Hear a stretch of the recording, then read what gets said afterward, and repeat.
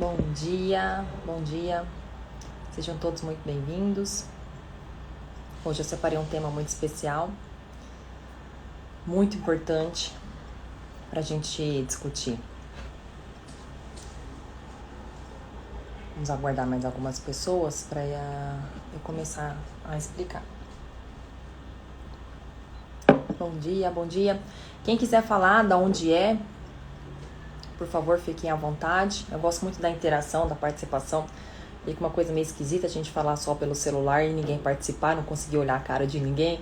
Então, assim, a participação de vocês é muito interessante. Quem quiser falar de onde é, a profissão, enfim, fiquem à vontade. Estou esperando ainda mais alguns instantes para a gente dar início a essa discussão. Vou separar uns momentos finais para dúvidas. Quem tiver alguma questão, quiser fazer alguma pergunta, pode ficar à vontade. E eu estava pensando, ontem eu dei uma palestra para a Universidade Federal de Lavras, para os acadêmicos de Medicina e Direito. Um público bem peculiar, né? Bom dia, Eduardo. Tudo bem? Da onde você é? Seja muito bem-vindo. E assim, quando a gente tem um público misto de médicos e advogados, a gente tem que tentar falar na compreensão dos dois, né? E aí eu parei pra pensar, falei, gente, eu acho que eu nunca fiz uma live no meu Instagram sobre esse assunto. Eu já palestrei em tantos lugares, pra tanta gente sobre esse assunto, e eu nunca palestrei pro meu Instagram. Eu falei, parou, é agora. É agora que eu vou entrar. E vou fazer essa live. Então, por isso que eu decidi fazer essa live meio de sopetão. Decidi ontem à tarde. Foi justamente por esse motivo. Então, eu vou começar dando uma introduçãozinha, tá, gente? Pra gente não perder tempo, porque eu sei que durante a manhã todo mundo tá com pressa, todo mundo tá trabalhando. Então, assim, esse tema é o meu brilho nos olhos. Eu costumo dizer que a gente sempre tem que ter uma paixão, né? Então, assim, a minha paixão é o direito médico, adoro falar sobre esse assunto. Tudo que envolve direito médico, pra mim, realmente é um grande prazer. Mas o meu subnicho, vamos dizer assim, é a violência obstétrica. Eu já palestrei em vários lugares do país, já palestrei em diversos tipos de público e também já palestrei, inclusive, para a cúpula da obstetrícia do CFM, que eu acho que foi talvez a palestra um pouco mais complicada que eu tive que fazer. Porque falar olhando nos olhos daqueles que têm a minha idade de experiência profissional, então realmente foi um pouco mais peculiar. Então, esse tema é muito importante a gente discutir, ele é muito pouco difundido e muitas vezes ele é difundido de maneira um pouco equivocada ou muitas vezes até um pouco errônea. Então, vale a pena a gente discutir. Então, assim, vai ser uma aula, praticamente uma aula resumida sobre esse assunto. Se vocês não estiverem me escutando direito, qualquer coisa vocês mandam aí pergunta. Enfim, já disse, no final da live eu vou separar um tempinho pra gente responder perguntas, tá? Beleza, vamos entrar no tema. Então, ó, gente, violência obstétrica, como eu disse, é um tema muito polêmico. Nem sempre agradável de se dizer. Porque cada pessoa tem a sua opinião pessoal. Mas nem sempre a opinião pessoal dessa pessoa condiz com aquilo que é realmente violência obstétrica. Então, assim, antes de eu adentrar no tema, na palestra em si, eu gostaria que vocês fizessem uma reflexão. Quem quiser colocar aí na mensagem o que pensa, o que é a opinião sobre violência obstétrica, ok. Mas eu quero que vocês reflitam, façam uma reflexão pessoal de cada um de vocês. O que é violência obstétrica para você? O que é? Então, reflita a respeito disso. Pense a respeito, quem quiser escrever, escreva. Gosto muito da participação, por isso eu gosto muito de palestrar, porque eu gosto muito dessa interação, gosto de dar aula.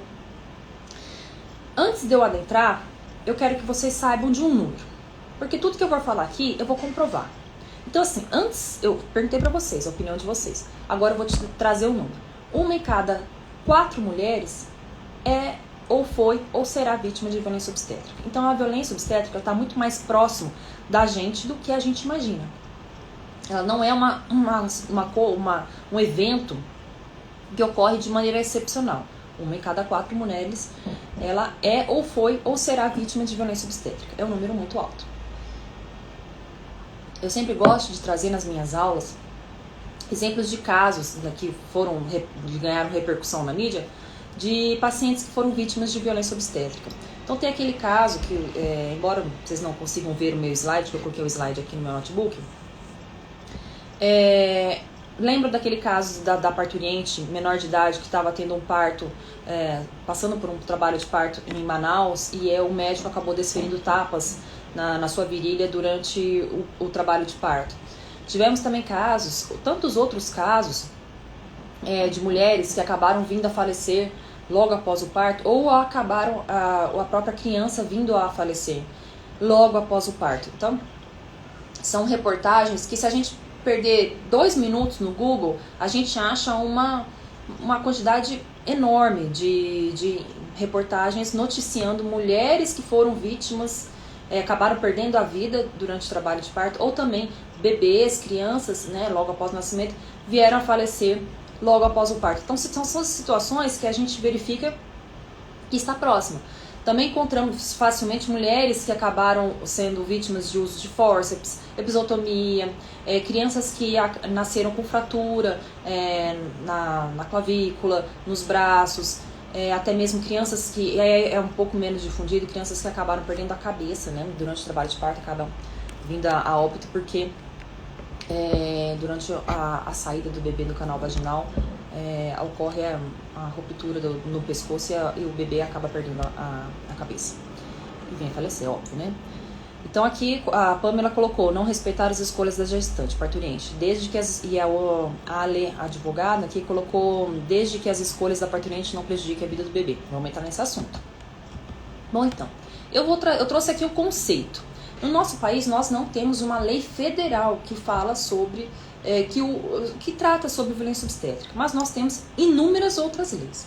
Eu peguei o conceito da lei estadual de Santa Catarina, que ela utilizou o conceito que é usado tanto na Argentina quanto na Venezuela. Então, eu vou ler para vocês o conceito e vou explicar. Violência obstétrica se caracteriza pela apropriação do corpo e processos reprodutivos das mulheres pelos profissionais de saúde, por meio de tratamento desumanizado, abusos de medicalização e patologização dos processos naturais, causando a perda de autonomia e capacidade das mulheres de decidir livremente sobre seus corpos e sexualidade, impactando negativamente na qualidade de vida das mulheres. Resumindo, violência obstétrica é a ação ou omissão, tá? Direcionada à mulher parturiente, que cause prejuízo ao seu corpo, à sua vontade. É uma coisificação da mulher. Costumo dizer isso, sempre lembre dessa coisificação. A mulher naquele estado que ela está no estado desde a concepção até 42 dias após o nascimento do bebê. Então, nesse período, ela se encontra mais frágil, ela necessita de mais amparo. Muitas vezes ela está debilitada na saúde. Então, nessa situação de fragilidade, a pessoa ela se posiciona de maneira superior a ela e coisifica, ignora aquilo que ela quer, aquilo que ela deseja, aquilo que é melhor para ela naquele momento. Então, esse prejuízo, que pode ser tanto no abalo emocional quanto no prejuízo físico, causa danos e impacta negativamente na qualidade de vida das mulheres e é considerado como violência obstétrica. Bom, eu costumo dizer que sempre quando a gente vai falar de direito médico, de modo geral, a gente precisa levar em consideração alguns princípios. A gente precisa levar em consideração algumas situações que envolvem a relação médico-paciente. Então, para eu falar da relação da parturiente com o médico, eu preciso entrar em alguns princípios, né? Os princípios da bioética, então os princípios hipocráticos, idealizados por Hipócrates, o pai da medicina. Então, há muitos anos, há mais de 2.000 anos, temos esses princípios, né? Então, o primeiro princípio é o princípio da autonomia da vontade da paciente, né? No caso, a parturiente. Vou dizer de maneira breve, eu acredito que muita gente aqui já sabe o que é esse princípio.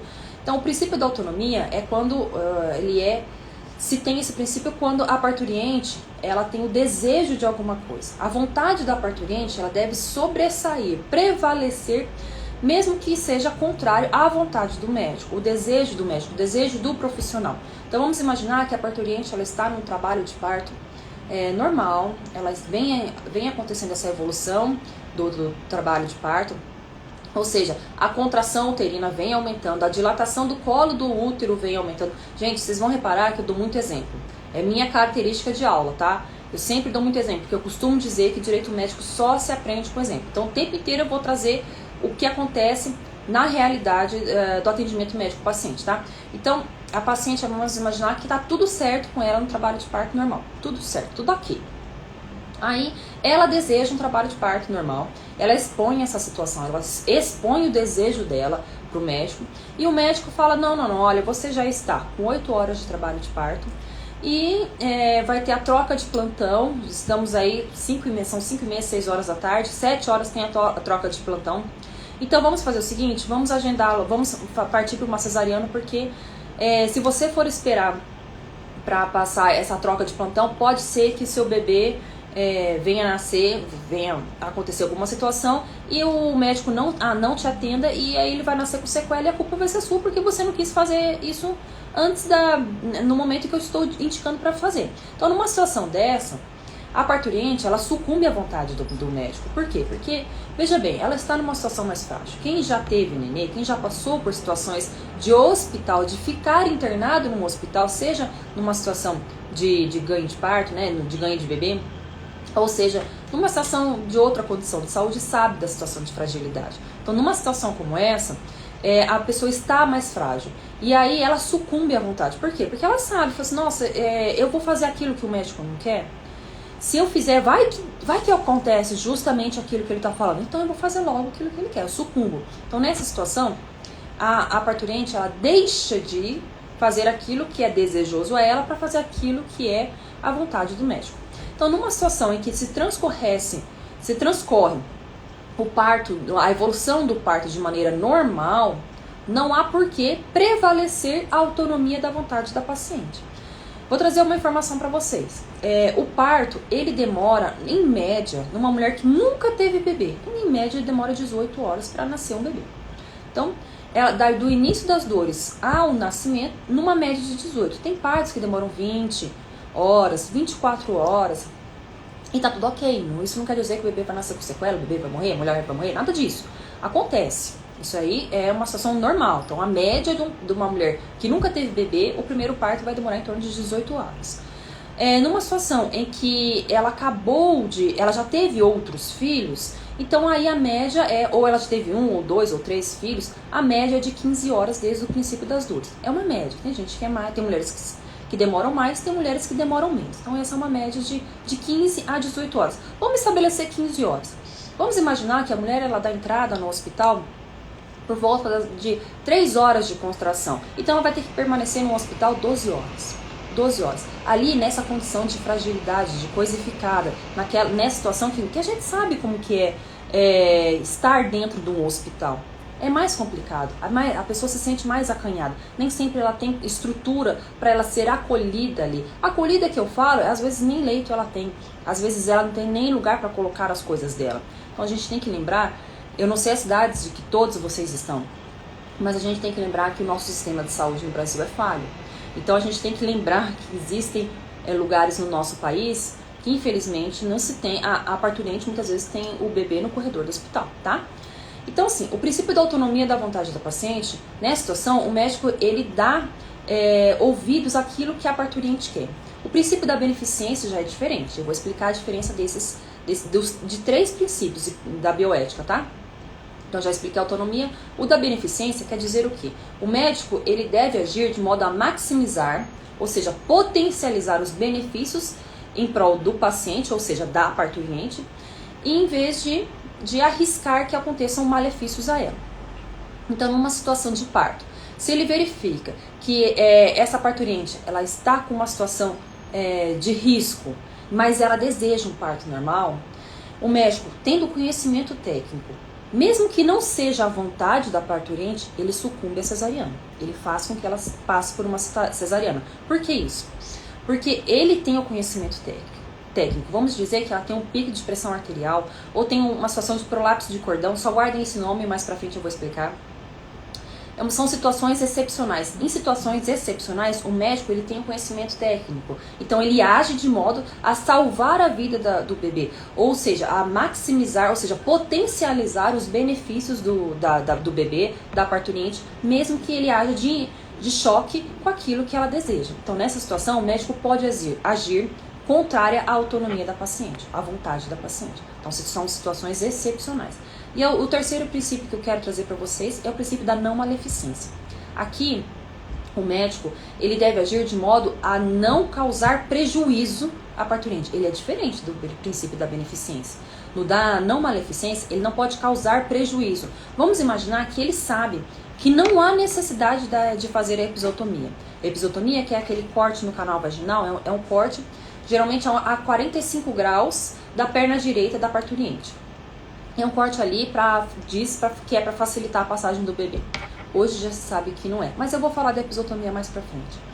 Então esse corte direcionado à perna direita, ele causa um prejuízo à parturiente. Se o médico sabe, ele é um médico atualizado, ele acompanha a medicina baseada em evidência e ele sabe que não se pode fazer como manobra de rotina esse procedimento, mas mesmo assim ele faz.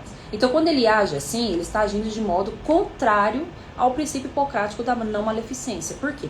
Porque ele não deve agir de modo a causar danos. E a episiotomia, ela causa danos à parturiente. Eu vou explicar no momento oportuno. Então, esses princípios, eles são basilares de qualquer relação médico-paciente. Por isso que eu quis trazer eles para cá.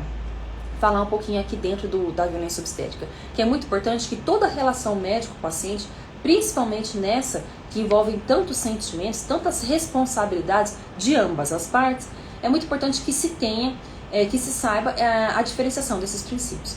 Outro não menos importante é o direito à informação. Direito à informação, como eu tenho certeza que vocês sabem o que é a informação que o médico deve passar à paciente, ou seja, à parturiente, de todas as circunstâncias que advêm aquela relação médico-paciente, todas as circunstâncias que advêm o seu estado de saúde. Então o médico, ele analisa, ele consulta, ele examina aquela parturiente, ele sabe que está ok, que a contração uterina vem evoluindo, a dilatação uterina vem evoluindo, então ele fala isso para ela, não, está tudo de acordo para que ocorra um parto normal. Essa troca de informações do médico para a parturiente e da parturiente para o médico é de suma importância nessa relação médico-paciente. Então, o médico ele deve informar todas as informações relativas ao estado de saúde dessa parturiente. E a parturiente também tem a obrigação de passar essas informações para o médico. O direito à informação não é só uma obrigação do médico repassar essas informações, da parte contrária também. A parturiente ela tem que informar o médico de tudo aquilo que for circunstâncias da sua saúde. Se ela já teve aborto anteriormente, se ela tem pico de pressão, se ela tem diabetes gestacional, todas as informações relativas a seu estado de saúde devem ser repassadas. Às vezes a parturiente ela nem sabe se aquilo que ela sentiu é importante. Vamos imaginar que quando ela estava na casa dela, antes da internação hospitalar, ela notou que houve um corrimento de um tom meio esverdeado, um cheiro um pouco mais forte. Ela tem que passar essa informação. Pode ter sido mecônio. Isso diferencia a conduta do médico. Então essa informação tem que ser repassada para o profissional da saúde, tá? E aí, de posse dessa troca mútua de informações, ocorrerá a situação de decisão compartilhada. O médico vai expor as opções para a parturiente e juntos decidirão aquilo que deve ser feito. Então, o médico, de posse dessas informações que ele passou para a parturiente passou para ele pode dizer para ela, não, a gente tem condições de esperar mais 3 horas para esse parto. Não, olha, realmente aqui a situação está muito complicada, sua pressão está muito alta, a gente já medicou, não baixou. É caso de cesariana, eu indico a cesariana, você concorda? Então, tem que ter essa troca de informação, essa conversa sem hierarquia, com respeito, lembrando desse momento frágil da parturiente. Muitas vezes o médico deve lembrar o desejo dessa parturiente, o sonho dela, que ela gerou esse bebê 9 meses, ela sonhou 9 meses com parto normal. Então o médico deve levar isso em consideração na hora de passar essas informações e demonstrar para a parturiente as opções para que ela escolha a via que ela entenda como mais adequada. Mas quando nada disso acontece, há um prejuízo na via de parto normal. A mulher ela se sentindo coisificada, se sentindo fragilizada, não acolhida, ela se sente mais frágil e a produção orgânica, tá? Produção orgânica de hormônios como a ocitocina, que é um hormônio natural produzido pela mulher, faz com que o trabalho de parto ele prolongue mais tempo.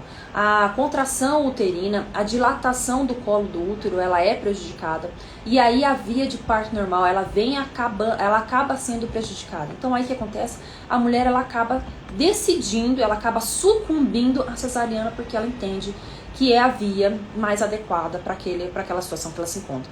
Ela implora, ela deseja mais que tudo que ocorra uma cesariana porque ela não suporta mais estar ali naquela situação. Então, qual que é o objetivo do enfrentamento? O objetivo do enfrentamento é ir contra o médico? A cesariana ela é um enfrentamento em face do médico? Não, não é. Então, eu já quebro essa objeção. Não, não é. A violência ela não visa, ela não é contra o médico, tá? E muitas vezes ela é difundida assim. Por isso que eu já, desde o início, eu disse que é preciso que a gente tenha esse estudo um pouco mais aprofundado, tá? O objetivo do enfrentamento é impedir a ação ou omissão direcionada à mulher durante o período gestacional e puerpério que cause dor, dano ou sofrimento desnecessário, prejudicando o seu consentimento e desrespeitando a sua autonomia da vontade. Então, qual que é o objetivo do enfrentamento? Visa o quê? Garantir que a mulher, durante esse período em que ela está ali tendo as suas contrações, ali naquele estado que é tão especial da mulher, né? O estado em que ela vai ganhar o seu filho, a realização do seu momento, do seu sonho. Neste momento, o objetivo do enfrentamento é garantir que ela tenha respeito, que ela tenha seus direitos garantidos, que ela seja vista ali como uma pessoa, não como um objeto. Eu faço a seguinte comparação, aqui meu aluno sabe. Imagine uma pessoa que dá entrada no hospital logo após um acidente de trânsito. Aí ela vai ser direcionada a um leito de UTI. Imagine a seguinte situação. Então ela ali naquela situação, ela não tem domínio nenhum da sua autonomia, da vontade, daquilo que é melhor para ela. Ela não consegue exprimir nada, nenhuma opinião a respeito de qualquer coisa, certo? Em muitos hospitais, até hoje, 2021, no nosso país, as mulheres, quando elas dão entrada para ganhar o bebê, ou seja, em trabalho de parto, elas são consideradas como esse paciente que está no leito de UTI.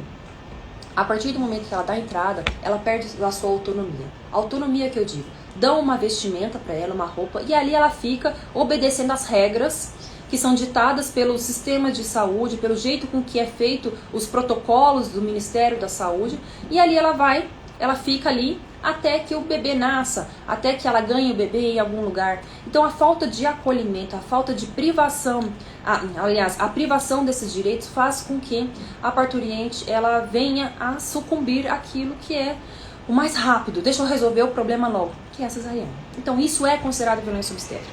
Mas aí eu imagino que vocês já entenderam o conceito de violência obstétrica, já até aqui todo mundo já compreendeu. E aí muitos de vocês estão pensando assim, nossa, mas tá, ok, entendo, ocorre violência obstétrica mesmo no nosso país. Mas de onde surgiu? Por que começou a se discutir isso? E eu trago para vocês dois importantes princípios, tratados internacionais, aliás, que o Brasil foi signatário. Temos a Convenção sobre a Eliminação de Todas as Formas de Discriminação contra a Mulher, de 1979, tá, gente? Foi ratificada pelo Brasil em 94, ou seja, já temos aí algum tempo. Essa convenção, ela é conhecida como CIDAW, tá? Então, desde 94, o Brasil, ele assinou esse tratado internacional que ele ia adotar medidas para combater a violência discriminada contra a mulher. Não somente isso. Temos também a Convenção Interamericana para prevenir, punir e erradicar a violência contra a mulher, também em 1994, e foi ratificada em 95. Esse último tratado internacional é a Convenção do Pará, que a partir dela surgiu a Lei Maria da Penha, que é uma lei que visa combater a violência contra a mulher no seu âmbito doméstico, né? Então a gente vê que esses dois importantes tratados internacionais, eles visam combater o quê? A violência perpetrada contra a mulher. E eu trago uma coisa para já quebrar a objeção de que violência obstétrica só se debate no Brasil, ou também em países como Argentina e Venezuela, que são países de esquerda, uma situação um pouco partidária, petistas, tá? Então eu já trago a seguinte informação para vocês. Violência obstétrica, exatamente nesse termo, tá? Violência obstétrica, há um enfrentamento mundial desse tipo de violência. Inclusive, o ano passado, a ONU condenou a Espanha a indenizar uma mulher que foi vítima de violência obstétrica sofrida durante o trabalho de parto. Pasme, nessa situação, a mulher foi submetida a 10 toques vaginais e uma indução desnecessária. Mas eu vou entrar mais especificamente em questões envolvendo o parto normal, tá? Porque muitos de vocês, e é como eu falei, quem é meu aluno sabe, eu gosto muito de dar exemplo. Então, muitos advogados que advogam no direito médico não têm esse contato com o hospital, com o médico, então acaba que não sabe as particularidades de um parto, né? Como a gente está discutindo aqui. Então, eu vou entrar nessas especificações.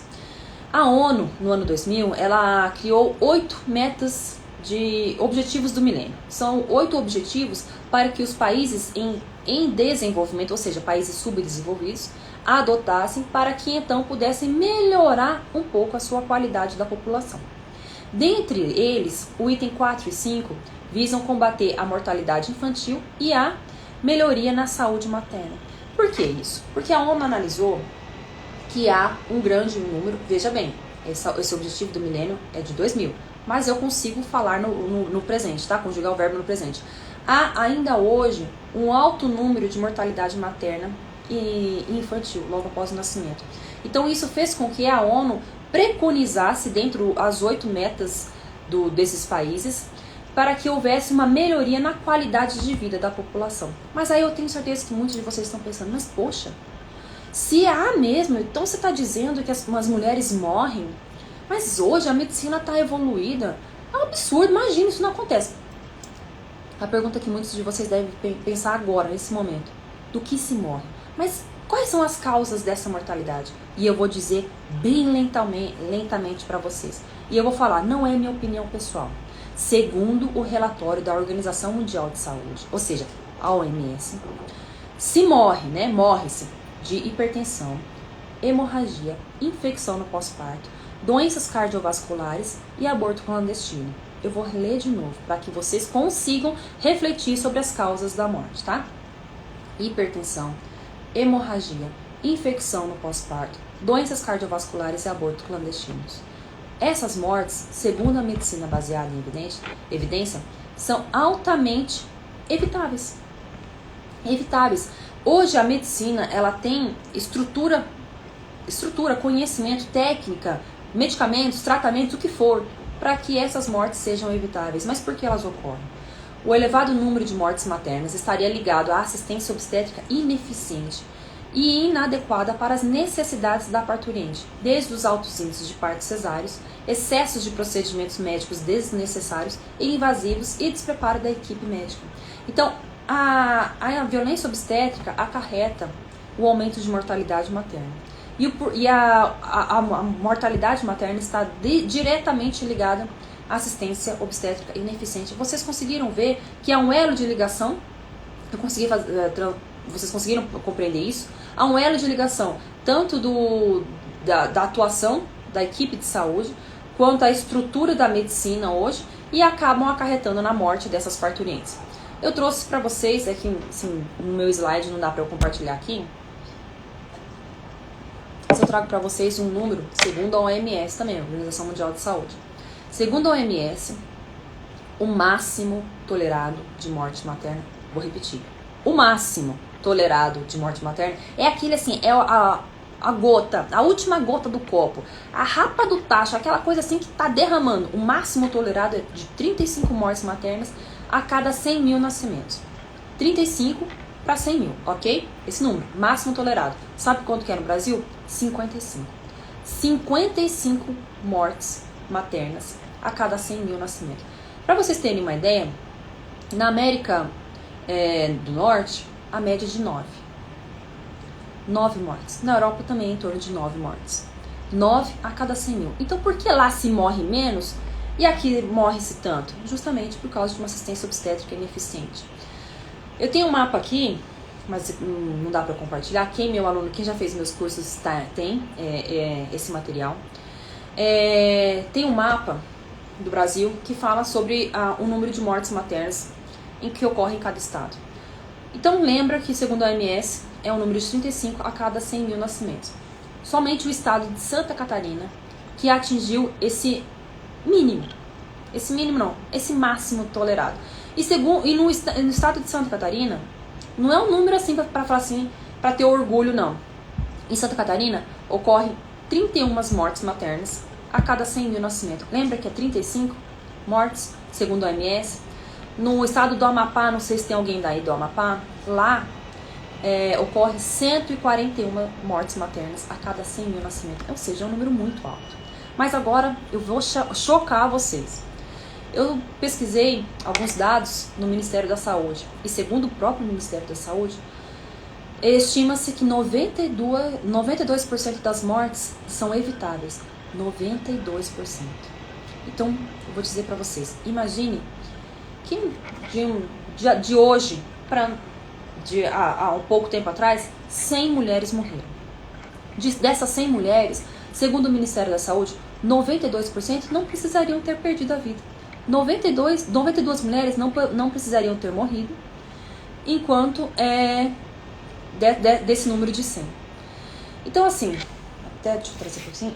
No ano de 2005, no mundo todo, 536 mil mulheres vieram a falecer em decorrência de violência obstétrica ocorrida durante o trabalho de parto. 536 mil mulheres. É um número muito alto. O Ministério da Saúde, ele admite que há uma subnotificação. Pensa, a média no Brasil é 55. 55. E mesmo assim há uma subnotificação. Sabe por quê? Eu vou explicar pra vocês. E aí entra a prática, tá? Quando há um falecimento no hospital, o médico que prestou atendimento a esse paciente, ele deve confeccionar a declaração de óbito. É um papel que ele não é fácil. Essa declaração de óbito não é o atestado de óbito, tá? Essa declaração de óbito, ele é um documento que não é fácil de ser preenchido. O médico não pode errar, não pode rasurar. Então ele tem que se concentrar para preencher, porque ele não pode errar, tá? Então é difícil, não é uma situação assim, naquela situação de corriqueira do hospital, ele tem que preencher aquilo lá certinho. Porque é esse documento que vai gerar o atestado de óbito, ok? Então tá. Tem essa declaração de óbito. Mas, após confeccionar esse documento, o médico também deve preencher a declaração de óbito materno, que é um documento muito mais difícil do que a declaração de óbito.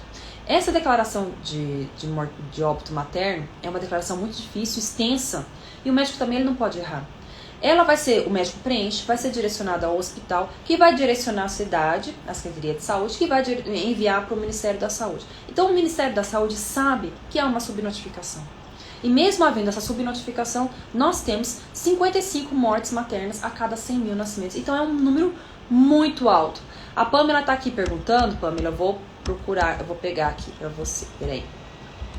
Deixa eu pegar meu mapinha aqui, aqui. O Maranhão tá acima de 100, tá? Então, acima de 100, não tem um número preciso, não. Ele está acima de 100 mortes maternas a cada 100 mil nascimentos, tá? Respondido?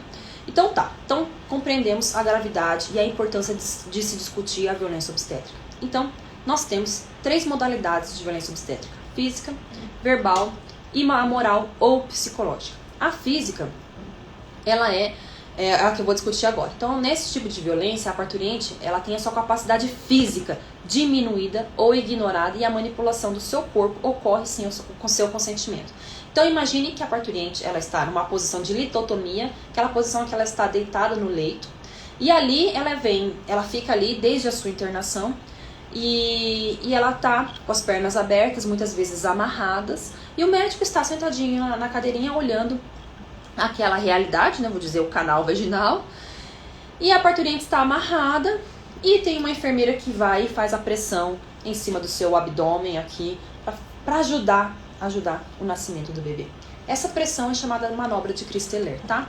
Então eu vou trazer aqui uma situação, um exemplo, para que eu consiga mostrar para vocês alguns exemplos de violência obstétrica, tá? E como eu disse, direito médico a gente só aprende com exemplo, tá, gente? Então vamos dizer, imagine que a mulher ela dá entrada no hospital com as dores. Então ela não é igual a novela que começou a sentir a dor, já corre pro hospital e já ganha. Não é assim, tá, gente? Então a mulher ela fica um período na casa dela, ela só vai ser internada no hospital quando ela já está em torno de 5 centímetros de dilatação para cima, 5, 6 centímetros. Já há uma progressão de trabalho de parto, há uma estabilização de progressão. Então, antes disso, ela fica no hospital, na sua casa. Então, aí, a partir do momento que ela deu entrada, assim, ela tá ali fazendo a sua ficha. Então, não é como na novela. Ela não vai direto para a internação. Ela tem que preencher uma papelada. Ela vai mostrar o seu documento de identidade. Ela vai mostrar a sua carteirinha de plano de saúde, enfim, ela vai ali preencher. Então, ela fica um período ali na recepção. Depois, muitos hospitais já dão uma vestimenta para ela, que é geralmente um avental. A gente sabe, como eu disse, que a gente tem que sempre se lembrar dos hospitais públicos do nosso país, os hospitais do interior. Então, essa vestimenta é pífia, tá? É uma vestimenta que ela fica praticamente nua, todo com suas costas todas expostas. E ali ela fica, muitas vezes ela é direcionada ao parto. Quando tem, ela é colocada na maca, quando tem disponível para ela, né? E ali ela fica na pior posição que é para o trabalho de parto, que é a posição de litotomia. Essa posição, ela é contrária à gravidade. Então isso faz com que o bebê ele tenha um prejuízo para o seu nascimento. Então quando a mulher está em pé, quando ela está em movimento, ela anda para o quarto, há a pressão da atmosfera mesmo, então da gravidade, e o bebê ele faz com que ele vai descendo, facilita a sua saída pelo canal vaginal. Então, ao passo disso, quando a mulher é colocada deitada numa posição de litotomia, há um prejuízo gradativo, porque a pressão é contrária ao canal vaginal.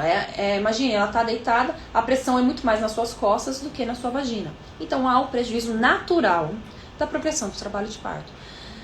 Aí ela tá ali naquela posição de litotomia, tiram todos os alimentos dela, falam pra ela, a partir de agora você não come, você não bebe, você não faz nada, botam um soro no seu braço que limita o seu movimento e ali ela fica.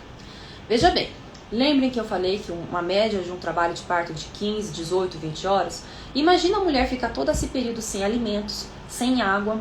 Quando for o expulsivo, ou seja, a hora que o bebê vai nascer mesmo, a mulher já não aguenta mais. Ela tá sem energia, ela tá cansada, ela tá fraca, a sua glicemia já caiu. É como se você estivesse correndo uma maratona. Faço sempre esse comparativo. No momento que você precisar daquele gás final, não tem mais energia. É justamente isso que ocorre no trabalho de parto. Se nesses momentos que ela mais precisa de energia, ela não tem, o que ela vai querer? Cesariana. Não aguenta, ela implora, ela clama para uma cesariana. Então a limitação de dieta é considerada uma violência obstétrica porque ela prejudica a progressão do trabalho de parto. Ela prejudica que a parturiente ela tenha um acesso orgânico mesmo à evolução das suas contrações, do trabalho de parto mesmo. A Ali colocou aqui, é importante falar que essa realidade tem mudado em nossas instituições, até mesmo por conta dos programas de humanização do parto. E isso é verdade. Ela Opa, deu uma pausada, né, gente? Eu recebi uma ligação. Ela vem melhorando, ela vem mudando. Por quê? Porque esse enfrentamento da violência obstétrica, ela vem se modificando, e eu já vou entrar nisso agora que eu vou falar da episiotomia. Eu já expliquei o que é episiotomia, que é aquele corte no canal vaginal, tá? A episiotomia, até 2018, o Ministério da Saúde, todo ano ele dita diretrizes de parto normal. Até 2018, ele entendia que a episiotomia era normal, ou seja, ok acontecer a episiotomia, tudo bem, não há problema nenhum. Aí ele modificou, admitindo que poderia haver o máximo de 10 episiotomias na instituição, né? Ou só 10% dos casos daquela instituição poderiam ocorrer a episiotomia. Hoje, nós temos a nova diretriz do parto normal, que fala que a episiotomia ela não deve ocorrer. Ela não deve ocorrer. Só vai ocorrer excepcionalmente, ou seja, quando realmente for necessário. Isso demonstra justamente isso, uma modificação da conscientização da importância do parto normal, da qualificação dessa assistência à saúde em prol do parto normal. Isso mostra que há realmente uma conscientização, uma mudança de consciência. Só que isso ainda é realidade em muitos hospitais. Eu já fiz cursos de qualificação de violência obstétrica para médicos. E muitos médicos confidenciaram para mim que para o parto agilizar mais rápido, isso assim, aqui em Brasília, eles adotavam a episiotomia como protocolo de rotina. E após a minha aula, após a minha explicação, eles realmente mudaram a conduta e passaram a não adotar. Mas enfim, o que eu quero dizer para vocês, ainda é uma realidade, tá? Ainda é uma realidade. E o porquê a episiotomia ela é contraindicada? Primeiro, porque sabe-se que a laceração do parto normal, ela é menos prejudicial que a episiotomia. O corte da episiotomia, pelo local que eu falei, que é esse corte ali no canal vaginal, pela própria formação do tecido ali, ele acaba dificultando a cicatrização desse canal vaginal, dessa pele ali. Isso faz com que tenham vários casos de infecção naquele local. Abertura de ponto, a parturiente ela tem que voltar ao hospital para levar novos pontos. Esse corte, muitas vezes, ele é dado sem anestesia. Então a mulher ela está ali naquelas dores horrendas do trabalho de parto e de repente ela sente uma dor pior ainda que o corte sem qualquer anestesia, sem qualquer aviso. Né? Além de tudo, muitas vezes na hora que vai costurar, né, fazer a sutura desse canal, desse corte, o médico faz um ponto a mais, que é para dar maior prazer ao marido. E justamente essa cicatrização, quando ela cicatriza, após o período de cicatrização, esse tecido da cicatriz, ele prejudica a sensibilidade da mulher, então acarreta um prejuízo na qualidade de vida sexual da mulher. Então isso vai de encontro à coisificação da mulher. Então a mulher, pouco importa se ela vai ter prazer sexual dali a 1 ano, 2 anos, ela não vai ter, né? Então pouco importa se o canal vaginal vai ficar de acordo com aquilo que a mulher quer, mas o importante é garantir o prazer do marido, do companheiro. Então isso é uma realidade, tá, gente? Não quero fazer só chocar, não, isso é uma realidade. Bom, então o médico acaba fazendo a episiotomia para facilitar o parto. E aí, antes dele fazer esse procedimento, ele decide colocar um remedinho no soro. Lembra que a paciente está com soro? Então ele coloca ali um medicamento sem avisar, ou seja, sem dar ao direito da parturiente ter acesso a essa informação. Esse medicamentozinho, muitas vezes ele é a ocitocina sintética. Lembra que eu falei para vocês que quando a parturiente ela se sente acolhida, ela produz hormônios? Sim, ela produz. O hormônio natural produzido pelo corpo é a ocitocina, que facilita a progressão do trabalho de parto, ele possibilita a progressão. Como ela não tem essa progressão, o médico dá esse hormônio sintético para que haja uma gradativa, ou seja, é abrupta mesmo, a partir que do medicamento entra na corrente sanguínea, ela passa a ter dores horrendas e há uma velocidade nesse trabalho de parto. Então ele induz, essa indução muitas vezes ela é necessária, tá? Quando ela é necessária, não há discussão, mas ela não pode ser adotada como manobra de rotina. E aí, após colocar esse medicamento, após fazer a episiotomia, o médico ainda vai lá, solicita que a enfermeira faça a manobra de Christeler, que é essa manobra de força, de forçar o abdômen da mulher para facilitar o nascimento do bebê. Hoje, a manobra de Christeler, ela é proibida, ela é considerada proibida segundo a medicina baseada em evidência. Por quê? Porque existem inúmeros casos, depois vocês procuram no site de jurisprudência, manobra de Christeler. Existem inúmeros casos de fratura da costela da mulher e acaba perfurando o pulmão da mulher, e a mulher vindo a óbito, inclusive. Danos ao bebê, acaba quebrando costela do bebê, quebrando clavícula, fraturando alguma parte do corpo do bebê por conta da manobra de Christeler. Então, assim, ela não é em nenhum ponto benéfica à mulher, e sim, ela causa mal, ela é ruim para a mulher, então ela não tem nenhum motivo para que ela seja realizada, tá? Além disso, eu trago a vocês, lembra que eu falei para vocês que o nosso exemplo, nossa parturiente exemplo, ela estava de avental? Pois é, então vamos lembrar como que é a realidade de um hospital, tá? Então vou explicar porque muitas vezes, como eu digo, alguns advogados, eles não têm essa prática, então não tem problema algum não ter, viu, gente? Eu tô aqui para ensinar, eu sou professora, dou aula de direito médico, então minha função é explicar mesmo. Dentro do hospital, a paciente ela tá com esse avental e o quarto, muitas vezes, o leito que ela está aberto. Ou tem uma janela, ou tem a porta está aberta, ela está exposta. As costas dela, ela está totalmente exposta ali àquela situação. toda a sua intimidade está ali, é desprezada. Quando ela está ali na posição de litotomia, ela está com suas pernas abertas, quantas são as vezes, e eu vou te falar que vários médicos me confidenciaram isso, que os médicos chegam, fazem diversos exames de toque sem ao menos direcionar a conversa, sem conversar, olhar nos olhos dessa parturiente. Exame de toque, que é aquele exame para saber a abertura, a progressão de contração uterina, né? Ele é necessário ser feito de tempos em tempos, mas ele não deve ser feito sempre, a cada hora, a cada momento, né? Não há nenhuma necessidade disso. Lembra que até a condenação da Espanha foi porque a paciente passou por 10 exames de toque. Ocorrem ainda hoje nos hospitais universitários em que os professores levam os seus alunos, sejam eles estudantes de medicina ou médicos residentes, a aprenderem como é que faz o exame de toque na paciente. Então imagina você estando ali, sentindo as dores, nessa posição, nessa coisificação, e aí chega o médico, sem ao menos direcionar o olhar para você, ou seja, sem pedir a sua autorização, ele começa a fazer o exame de toque, ele ensina os alunos, e aí faz uma fileirinha, e todos os alunos aprendem a fazer o exame de toque ali. Então, o que a mulher quer? O que a mulher quer depois de passar por toda essa situação? Ela quer, ela clama, ela implora por uma cesariana. E por isso a cesariana é tão alto, o índice de cesariana no Brasil é tão alto. A violência verbal, como eu disse, a segunda modalidade, é quando a mulher ela é humilhada. Ela sofre ofensas de qualquer pessoa de dentro do hospital. Na hora de fazer você não chorou, cala a boca, mãezinha, senão eu não vou te ajudar. Fica quieta, né? Então tudo isso é ofensas direcionadas à mulher, né? Durante essa situação. A violência moral ou psicológica, ela ocorre quando há uma privação da liberdade, de roupa, de celular, ou quando ocorre uma mentira. A vontade da mulher é induzida.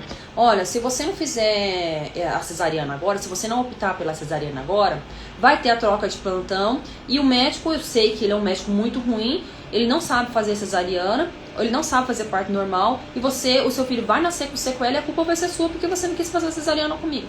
Essas induções de vontade fazem com que a mulher sucumba àquilo que não é verdade e ela acabe fazendo aquilo que não é o melhor para ela. Então, você é baixinha, teu quadril não é largo, você tem o quadril estreito, tudo isso são mentiras que fazem com que a mulher acredite que ela não tem capacidade de ter um parto normal. Quem pode ser vítima? Desde da gestante, da concepção, né? Desde a concepção até 42 dias após o nascimento. O pai e o bebê podem ser vítimas? Eu entendo que sim. Quem é meu aluno sabe disso. O pai, quando ele tem o seu direito negado de acompanhar o nascimento do seu filho, ele tem um direito que é negado, um direito, aliás, previsto em lei, a lei do acompanhante. Então, quando há uma privação do seu direito, em situações de parto, eu entendo que o pai pode ser vítima de violência obstétrica, assim como o bebê. Quando o bebê é privado de ficar com a mãe logo após o nascimento, ele e a gente sabe que a medicina baseada em evidência já estipula como a hora do ouro, a hora que é benéfica para o bebê permanecer ali naquele contato inicial para a produção de leite. Enfim, há inúmeros benefícios que eu poderia tecer aqui para vocês, que se sabe hoje em dia que é benéfico para o bebê, mas quando ele é privado sem qualquer explicação, sem qualquer justificativa plausível, ele é retirado e já vai ali para pediatra, para setor de pediatria, né? Esse bebê, ele pode ser, eu entendo que ele pode ter sido vítima de violência obstétrica. Bom, e quem pode praticar? Então aqui eu já trago para vocês, muito se é ensinado que a violência obstétrica ela é um enfrentamento em face do médico. Não é. É contra o sistema de saúde, porque muitos médicos eles aprenderam isso na faculdade. A história da medicina, ela entende que deve ser feita assim.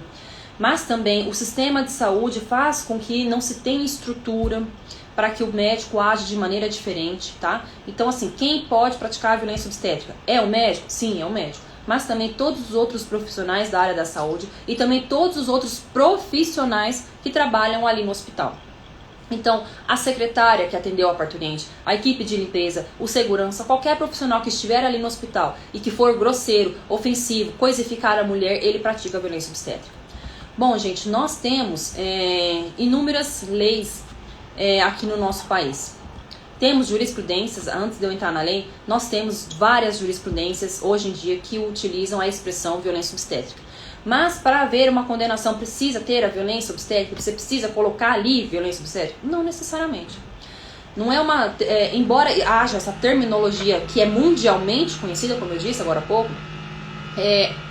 existem diversas, inúmeras condenações médicas e hospitalares com o uso da expressão, com o uso dos equipamentos, manobra de Cristeller, episiotomia, fórceps, morte da parturiente, do bebê. Você encontra situações que são consideradas violências obstétricas, embora não tenha na jurisprudência a expressão violência obstétrica, tá? Então isso demonstra que é crescente a necessidade de profissionais qualificados para o enfrentamento da violência obstétrica. Então, assim, existem pouquíssimos advogados que conhecem a fundo. Eu digo a fundo mesmo, que é como eu disse na minha live, na explicação. Poucas são as pessoas que conhecem o que realmente é a violência obstétrica. Então, é muito importante que a gente difunda, a gente espalhe, a gente estude também quanto mais sobre o parto, sobre essas questões envolvendo a violência obstétrica, para que a gente consiga atender tanto as parturientes, as mulheres que são vítimas de violência obstétrica, quanto também aos médicos, orientar os médicos. É como eu disse, eu já fiz diversos cursos para os médicos e muitos deles não sabiam que eles praticavam violência obstétrica. Por quê? Violência obstétrica? Porque eles foram ensinados assim. Eles aprenderam isso na faculdade. E a partir do momento que eles adotaram a modificação da conduta, isso aí entra no direito médico preventivo, que eu falo muito nas minhas aulas, eles notaram que houve uma melhoria na relação médico-paciente, tá, gente? Então, assim, voltando à questão de leis, nós não temos uma lei nacional, mas nós temos inúmeras leis estaduais, municipais e distrital, tá? Então, assim, mesmo se não houvesse, só posso entrar com o processo judicial se tiver lei. Não, necessariamente. Por quê? Porque se houve o dano, o Código Civil, o CDC já tem, a gente já sabe que é possível você ajuizar uma ação de indenização com base na existência do dano. Havendo esse dano material e moral para a mulher, é passível de ajuizamento de ação. Na esfera criminal, nós temos a tipificação também dos crimes previstos no Código Penal, lesão corporal, homicídio culposo, enfim, nós temos esse enquadramento penal. Gente, eu vou encerrar por aqui porque eu quero que vocês façam perguntas, e eu sei que esse assunto é polêmico, por isso que eu dou muitos cursos sobre ele. Assim, isso aqui é o básico para você advogar nessa área, como a proposta da live. Isso aqui é o básico para você advogar mesmo, para você aprender o que é violência obstétrica. Violência obstétrica é isso. Mas ainda tem muito mais coisa que eu já tô há 54 minutos falando. Perguntem, gente. Tô aqui para ajudar vocês. Deixa eu ver uns comentários aqui que eu não vi.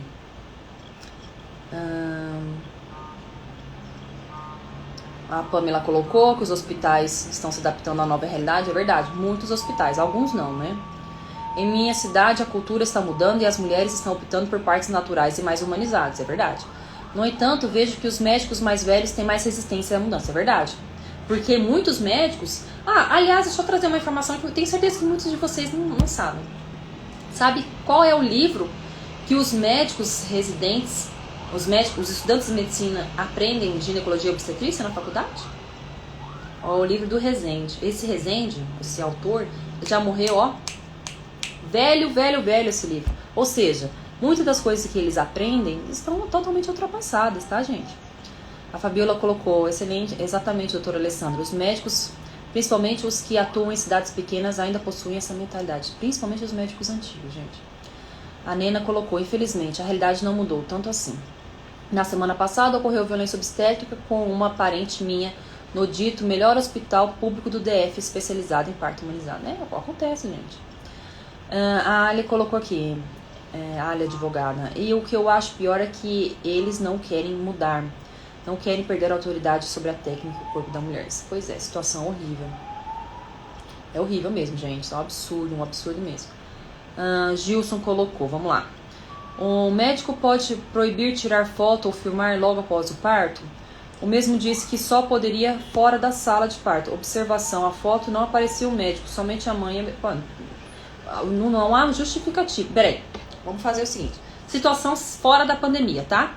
Esquece a pandemia, vamos tirar assim. Faz de conta que ela não está existindo no atual momento. O médico, a paciente, a parturiente e o marido, né? O acompanhante, eles podem filmar e tirar foto? É claro que podem, é um direito deles, né? Não há proibição alguma. Se o médico não quer sair na foto, se ele não quer que seja filmado ali o parto, sim, os cortes ou a saída do bebê, talvez seja um pouco mais assim compreensível, tal, né? Assim, compreensível. Mas proibir de filmar ali não há justificativa. Agora, como estamos diante de uma situação de pandemia, existem portarias do Ministério da Saúde, e até assim, depois se quiser eu faço até uma live a respeito disso, porque tem muitos direitos da parturiente em situação de Covid, que eu não falei aqui. Então, em situação de pandemia, há diversas condutas proibitivas de hospitais de impedirem fotógrafo, ou doula, ou até mesmo acompanhante por conta da pandemia, tá? Então, assim, se não for situação justificativa de pandemia, que o Gilson Ribeiro colocou aqui, não há porquê o médico proibir. E por que ele quer proibir? Porque ele tem medo, né? No primeiro momento eu consigo pensar nisso. Ele tem medo que seja filmado e aí essa filmagem, ao parto aconteça alguma situação não querida, e aí essa filmagem seja prova contra a conduta dele, né? Mais alguma pergunta, gente? Podem perguntar, tá? É um prazer responder a vocês. Gosto muito adoro falar sobre direito médico, adoro palestrar, é muito prazeroso pra mim. Mais alguém quer perguntar? Gente, então eu agradeço, eu vou deixar salvo aqui essa live. Muito obrigada por vocês terem participado. Eu sei que eu me estendi muito além daquilo que era para eu me estender, porque eu sei que no período da manhã todo mundo é corrido. Muito obrigada a cada um de vocês. Até a próxima. Quem quiser também fazer indicação de assuntos para live, por favor, tá bom? Obrigada, até mais.